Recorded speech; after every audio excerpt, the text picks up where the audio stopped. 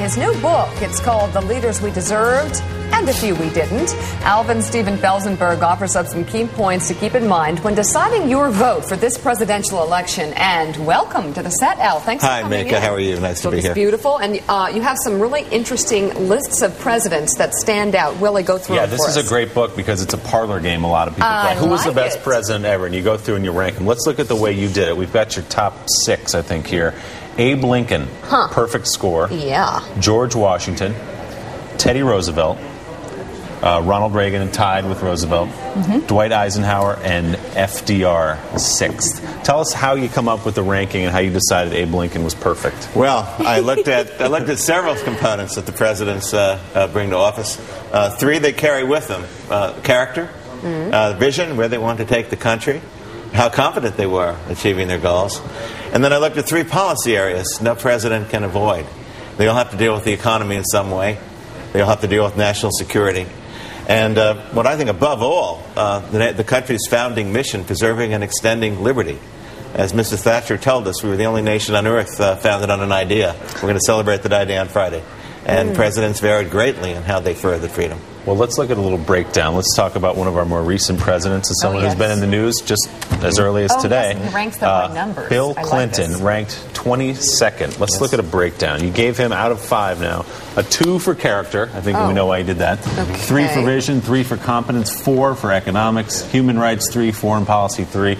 So 22nd puts Clinton right in the middle of the pack there. Well, I hate to get into politics, but I think that Senator Obama, in some ways, had it right when he said that Ronald Reagan was a transformative president in ways that Bill Clinton and Richard Nixon were not. Clinton's favor, I suspect you can say that he was a Democrat who tended to reign in a Republican era. And you saw that with balanced budgets and trade and welfare reform and none of the things Mr. Obama is running on now.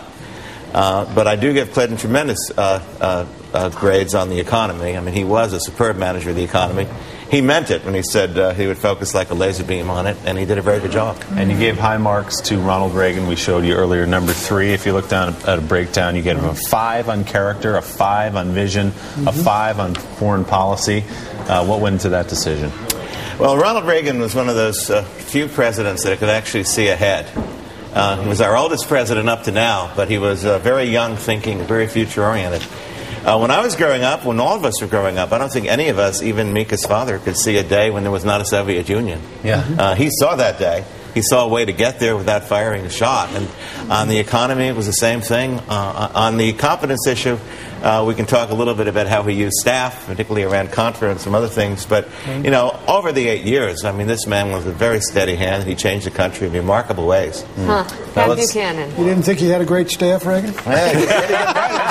He had some of the greatest writers in history. No offense, Pat. But you were not in the business of picking up trouble, were you, Pat? You know, I'm astounded, and people, you'll get trouble with this, I think, because you've put Eisenhower ahead of Franklin Roosevelt. As you know, Schlesinger, the big 3, Washington, Lincoln, FDR. I think it's a tremendous choice. I think he's the most underestimated president we've had. I think he was a great figure in the 1950s. You know, I caddied at Burning Tree Country Club, but he's really come up in everybody's estimation. Eisenhower seems to be the only president who keeps rising. The fact of serenity is appreciated, the fact of old-fashioned common sense. Let me say something about FDR. Sure. I take him at his word. Franklin Roosevelt thought that he was a failure economically after 8 years of office. He said that. And one of the reasons that he wanted a 3rd term was he saw there were storm clouds in Europe. He wanted to be there and take America into the war. And he was a superb commander-in-chief. But on the economy, he himself said, when you fail, you try something else. He failed a great deal. Why don't you have James K. Polk there? I mean, really, he doubled the size of the United States, for heaven's sakes. And he did it in such a way, but he did it in such a way, Polk was called by some of the Whig politicians, including young Abe Lincoln, Polk the Mendacious. He did it in such a way that he lied his way into the war.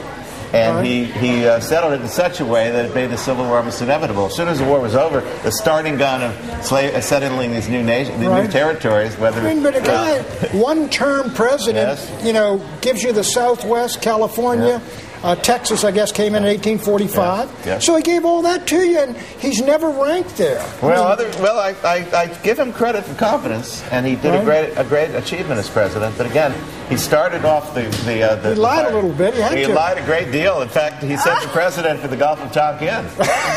Al, before we let you go, I got to ask you about the bottom of the list. Some guy named Buchanan, James Lockley at the bottom of the list, and Nixon 3 spots up from the bottom. Yes. Well, you decided Buchanan was the worst. Buchanan allowed a civil war to take place on his watch. We wanted to let him go. We wanted to let him go. Yeah. Mr. Johnson, Andrew Johnson, is one we've lowered over the years. Andrew Johnson set back the cause of civil rights and racial justice by a century.